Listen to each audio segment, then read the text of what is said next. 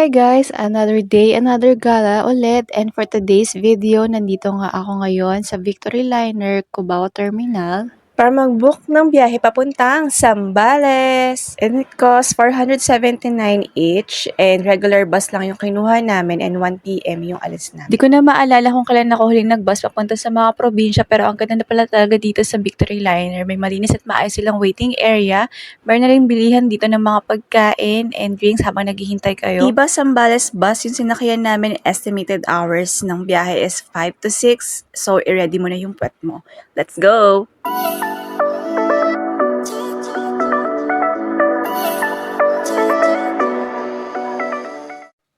At dito nga kayo mismo bababa sa bayan ng San Narciso, papunta sa hidden gem ng Zambales, ang Sela Campsite and Beach Resort. Let's go! Located nga sila dito sa Purok 1B Street, La Paz, San Narciso, Zambales. How to get here? By a private vehicle, ipin nyo lang ang Sela Campsite and Beach Resort. At kung nanonood ka pa rin hanggang ngayon, it's a sign na nga para mag-camping at magdagat ka. Tara!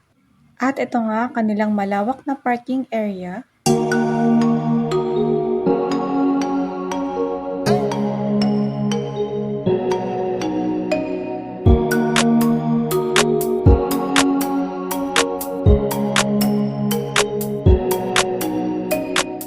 At dito naman sa reception area, i-assist kayo ni Ms. Rona. I-discuss sa inyo yung mga policies and rules, registration and accommodation details. And they also offer water activities and more. Post ko na lang sa comment section. Hindi ko na rin mahihirapan sa payment kasi may GCash and mga bank transfers na rin sila dito.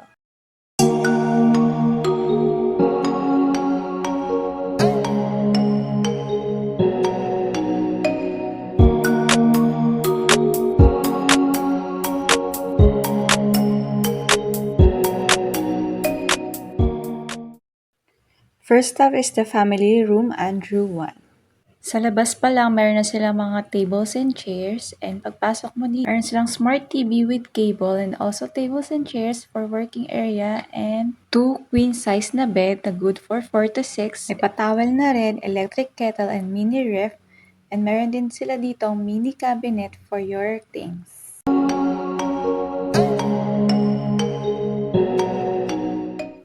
At ito naman ang kanilang bathroom na very spacious and minimalist na may wood accent.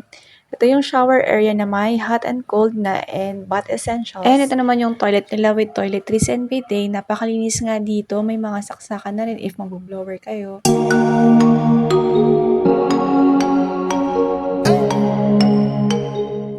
Simple at minimalist nga ang design ng mga rooms. Very provincia feels. And pasok naman tayo dito sa Josiah 1. Same ng first room, meron din ditong cabinet for your things. And may pa-umbrella dyan at mga hanger. And of course, ito yung mga beds nila. Very cozy and comfy. Na-maximize nga yung space dito para sa pamilya or barkada. Sobrang nagustuhan ko nga yung mga vibes ng mga kwarto dito. Ang simple lang niya, minimalist and relaxing. And ganito naman ang Josiah bathroom. Medyo maliit lang siya pero kompleto na rin with guest kit, bathroom, essentials, and toiletries. And this is the 5th unit, the Abigail 1. Dito kami nagstay. Good for couple naman to. Or barkada, same with other room. May TV with cable na rin, kettle, cabinet, and mini ref, guest kit and towels. Spacious bathroom and sink. Shower with hot and cold and bath essentials and toiletries. And ganito naman siya kapag naka-dim light, very cozy and relaxing.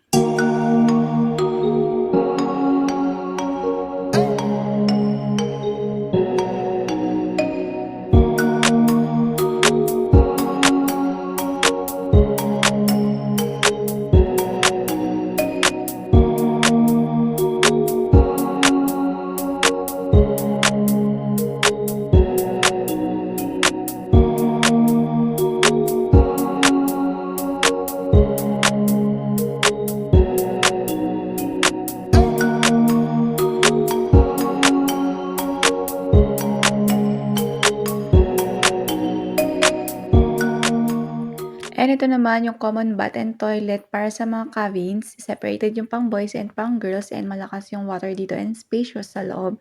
And ganito naman siya sa gabi. May mga ilaw na dyan and very accessible. At ito naman ang Sela Camping. Dito pwede kayong mag-ultimate camping or ultimate car camping. Sa Sela Camping, kasama na dito yung Sela tent, pillow, mat, and blanket. And kapag ultimate camping naman, bring your own tent. And dito naman na activity area for sports or any events na bet nyo, pwedeng-pwede dito.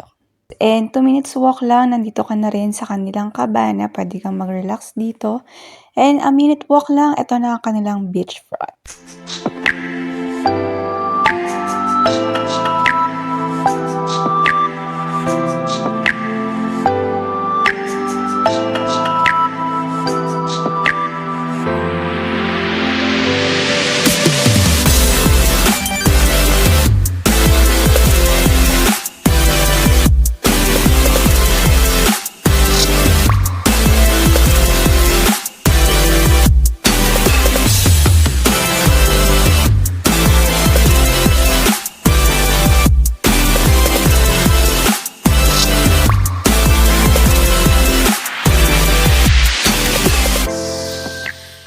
Whether you're looking for relaxation, adventure, or a quiet retreat by the sea, Sela is the place to be.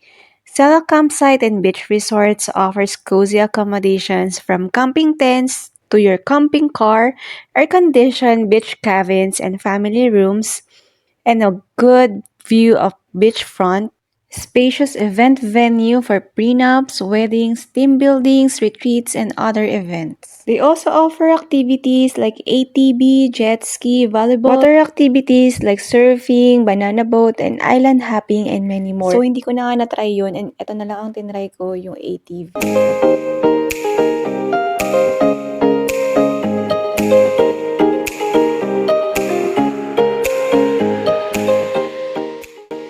Sobrang nag-enjoy nga ako dito sa ATV experience ko by the beach. Unlike kapag sa bundok, medyo nakaka-hassle.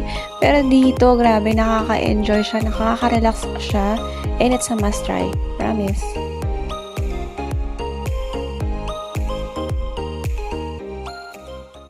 And lastly, one of the most favorite activity ng lahat is syempre maghintay kay Mr. Sunset. Though dito is hindi maganda yung weather and medyo high tide, I'm still hoping makita ko si Mr. Sunset. And while waiting, ay enjoyin ko muna tong paglakad-lakad dito sa tabing dagat habang nag-iisip-isip at nagmumuni-muni.